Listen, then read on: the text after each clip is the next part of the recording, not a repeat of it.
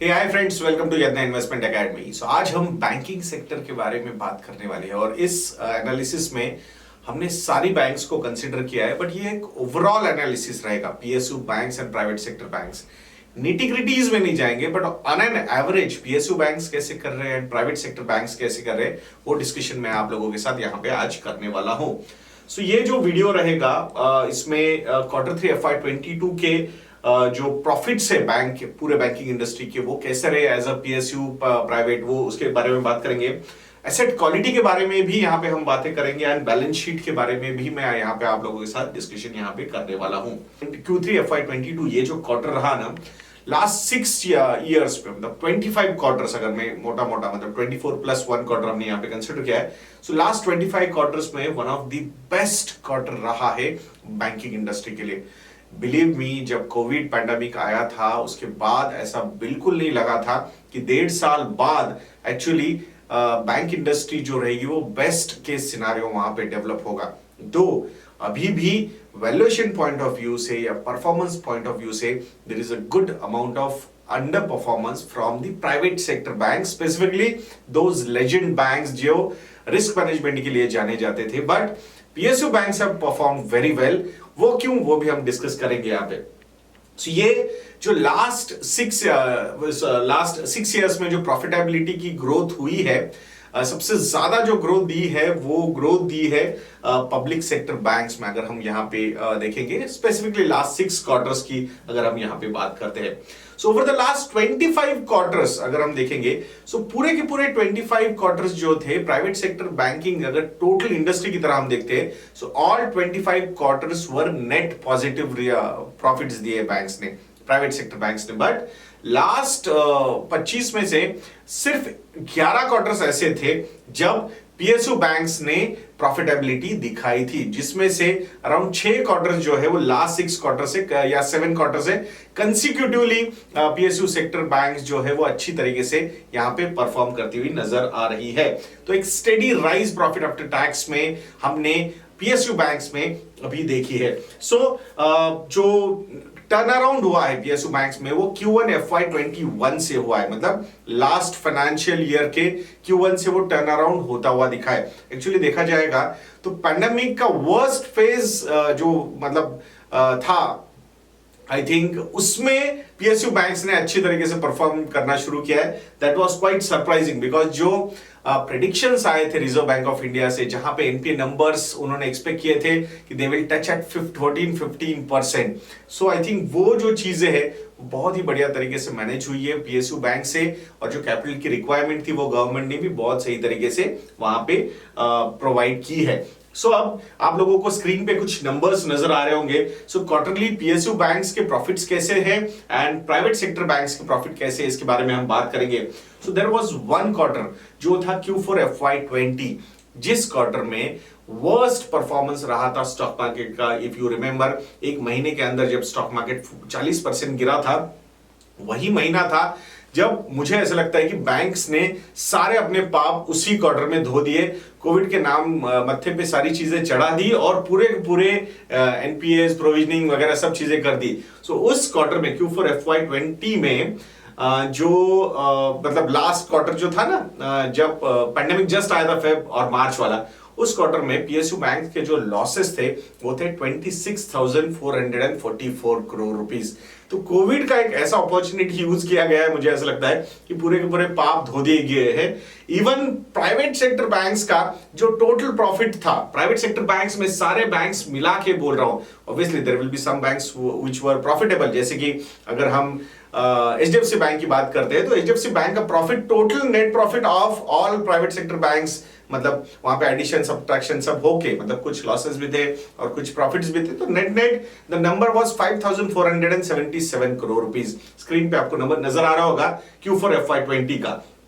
सो ये total banks ने around 20,967 crore रुपए, 20,967 करोड़ रुपीस का लॉस उस क्वार्टर में दिखाया था। तो जो पाप धोने थे तभी उन्होंने सारे धो दिए थे और उसके बाद सिचुएशन एक्चुअली अच्छी होती गई है। सो मतलब देन Q1 FY21 में 6,000 करोड़ के प्रॉफिट्स दिए पीएसयू बैंक्स ने, then 9,000 crore, then 7,700 crore rupees, then 10,000 crore, 14,000 crore, 17,000 crore, 18,000 crore, ऐसे कंसिस्टेंटली पीएसयू बैंक्स के प्रॉफिट्स एक्चुअली बढ़ते गए हैं यहाँ पे। Even private sector banks from the worst number of 5,477 crore rupees to 26,866 crore rupees last quarter का जो प्रॉफिट हुआ है प्राइवेट सेक्टर बैंक्स का।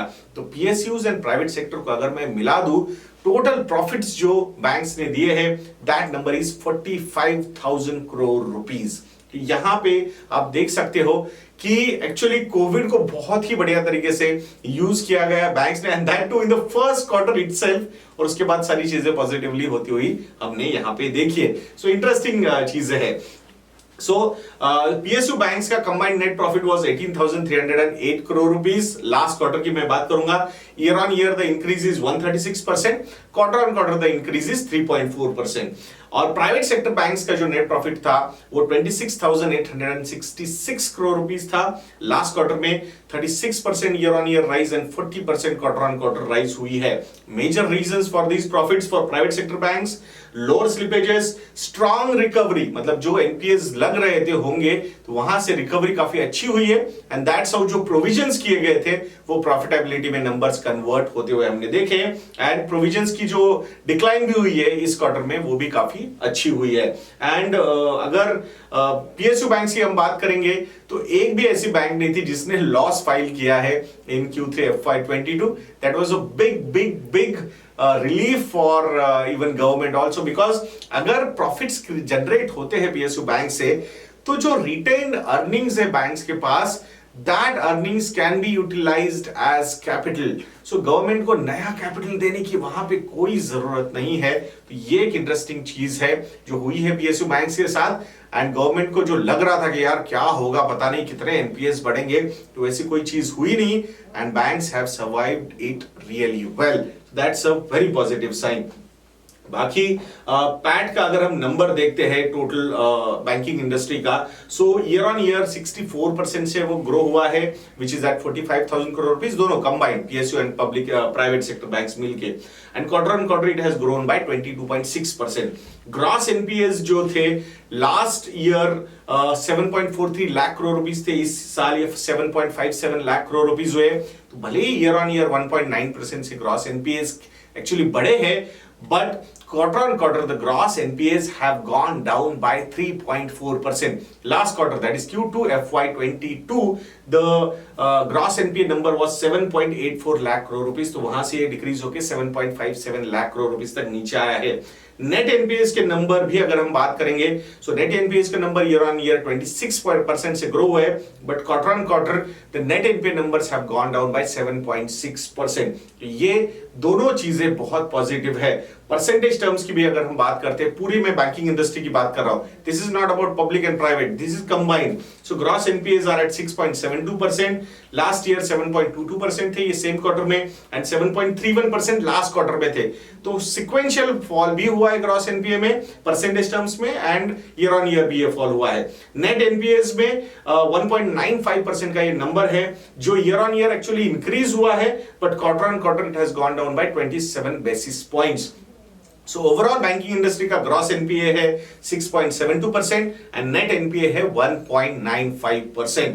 तो यहां पे जो चीजें है एक्चुअली इंप्रूव होती हुई नजर आ रही है। That's a big positive for this industry. So total banking system का जो एस्टिमेशन आ रहा है इन सितंबर 2022, सो यहां पे दो सिनारियोज डेवलप होते हुए लग रहे हैं। लेट्स सी क्या होता है। सो 8.1% का ये बेस लाइन सिनारियो हो सकता है ग्रॉस एनपीएस का, मतलब यहां से थोड़े से स्ट्रेस बढ़ सकता है ऐसा आरबीआई को लग रहा है। And 9% worst case scenario, severe stress अगर आता है बैंक में, so that would be 9.5% overall banking industry का। ऑब्वियसली यहां पे पीएसयू बैंक्स आर थोड़ा सा निगेटिव है, 10.5% भी जा सकता है उनका बेसलाइन सिनारियो एनपीएस का, एंड 11.9% जा सकता है severe stress scenario. Private sector banks 5.2% baseline scenario and 5.9% severe stress scenario. NBFCs में 6.5% का ये बेसलाइन सिनारियो हो सकता है ग्रॉस एनपीए का, एंड सीवियर स्ट्रेस सिनारियो हो सकता है 9.1% का। See these are worst case scenarios majorly, मतलब आरबीआई भी प्रेडिक्ट करता है ना, तो वर्स्ट केस सिनारियोज के लिए ही प्रेडिक्ट करता है, जो लास्ट ईयर भी उन्होंने किया था, बट सिनारियो बहुत अच्छा रहा उन्होंने जो बोला था। सो लेट्स सी, इस बार भी हमें पता चलेगा क्या होगा क्या नहीं होगा, बट आई थिंक बैंक्स को वो वार्न करते रहते सो दैट रिस्क मैनेजमेंट जो है वो सही तरीके से हमेशा होती रहे।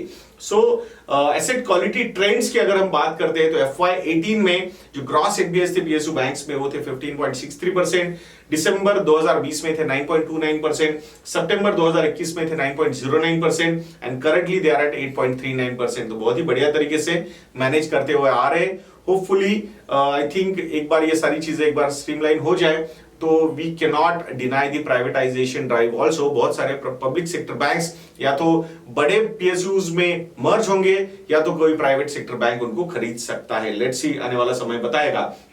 और प्राइवेट सेक्टर के ग्रॉस एनपीएस की अगर हम बात करेंगे तो एक्चुअली दिसंबर 2020 के कंपैरिजन में they have increased at 3.91% compare to 3.49%। एक चीज याद रखनी होगी, बट ये डिक्लेयर्ड दिसंबर 2020 के प्राइवेट सेक्टर ग्रॉस एनपीएस थे। प्रो फॉर्मा जो था वो थोड़ा सा उससे भी ऊपर था। सो आई थिंक वही चीज यहां पे हमें हाईलाइट होती हुई नजर आ रही है। नथिंग टू वरी, मुझे ऐसे लगता है फ्रॉम अभी जिस तरीके से इंप्रूव हो रही है चीजें। टोटल बैंकिंग सिस्टम में जो ग्रॉस एनपीएस है वो है 7.57 लाख करोड़ रुपीस, जिसमें से पीएसयू बैंक्स के पास है वो 5.93 लाख करोड़ रुपीस के gross NPAs. Private sector banks are at 1.63 lakh crore rupees of gross NPAs. Balance sheet की अगर हम यहां पे बात करते हैं तो आई थिंक रीस्ट्रक्चर्ड बुक जो है वो यहां देखना बहुत जरूरी है। मतलब अल्टीमेटली लोन्स को रीस्ट्रक्चर करना पड़ा, कुछ लॉसेस लेने पड़े, कुछ एडजस्टमेंट करने पड़े, कुछ इंटरेस्ट रेट एडजस्टमेंट करने पड़ सकते हैं, बट अल्टीमेटली प्रिंसिपल आ रहा है और कुछ इंटरेस्ट आ रहा है। अदरवाइज कुछ भी नहीं आएगा और पूरा का पूरा प्रोविजन करना पड़ेगा, तो that is not a good sign. So total banking system में जो बुक रीस्ट्रक्चर हुई है वो है 2.63 लाख करोड़ रुपीस की। तो टोटल लोन बुक के हिसाब से this is around 2.38%, which is high. सबसे ज्यादा रिस्ट्रक्चर्ड बुक जो है वो है एसबीआई की, which is 32,895 crore rupees. Percentage term में ऑफ द आउटस्टैंडिंग लोन जो है एसबीआई के, उसके कंपैरिजन में 1.2% है। तो यहां पे सबसे खराब कौन किसकी बुक रही, मतलब रिस्ट्रक्चरिंग सबसे ज्यादा किसकी हुई, तो वो है सूर्योदय स्मॉल फाइनेंस बैंक। भले ही वो नंबर बहुत छोटा है 770 करोड़ रुपीस, बट बैंक के बुक के हिसाब से द नंबर इज 16%। और सबसे कम रिस्ट्रक्चरिंग अगर कहीं हुई है तो वो है कोटक महिंद्रा बैंक। 1364 करोड़ रुपीस का ये रिस्ट्रक्चर हुआ है book, loan book, which is 0.54% of the total loan book of Kotak Mahindra bank. तो आपको समझ में आ गया होगा कि उदय कोटक जी है जो है वो कैसे कंजर्वेटिव बैंकर है, बिकॉज ही बिलीव्स कि भाई मैंने पैसा लिया है डिपॉजिट बोल के दूसरों से, so I don't want to take undue risk on this money. This shows the approach of the promoter and how he is worried about the depositors also and how he is creating value for the share holders also. So ये एक interesting चीज यहाँ पे मुझे नजर आती है।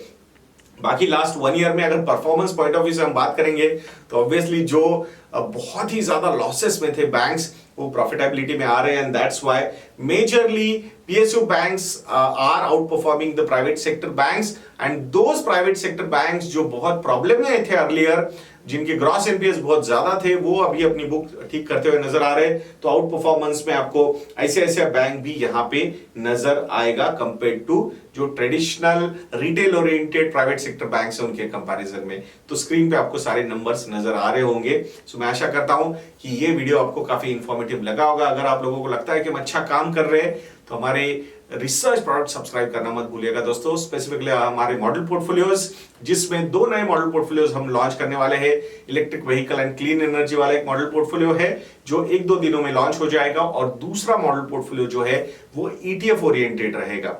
तो वो सारे सब्सक्रिप्शन, अगर आप एग्जिस्टिंग सब्सक्राइबर हो मॉडल पोर्टफोलियो के, उसका एक्सेस आपको मिल जाएगा। अगर नहीं हो तो investornet.in को विजिट कीजिए, यज्ञ YADNYA ये प्रोमो कोड यूज कीजिए और 40% का डिस्काउंट आपको हमारे मॉडल पोर्टफोलियोज पे मिल सकता है। मात्र 6,000 रुपए में आप हमारा मॉडल पोर्टफोलियो सब्सक्राइब कर सकते हो।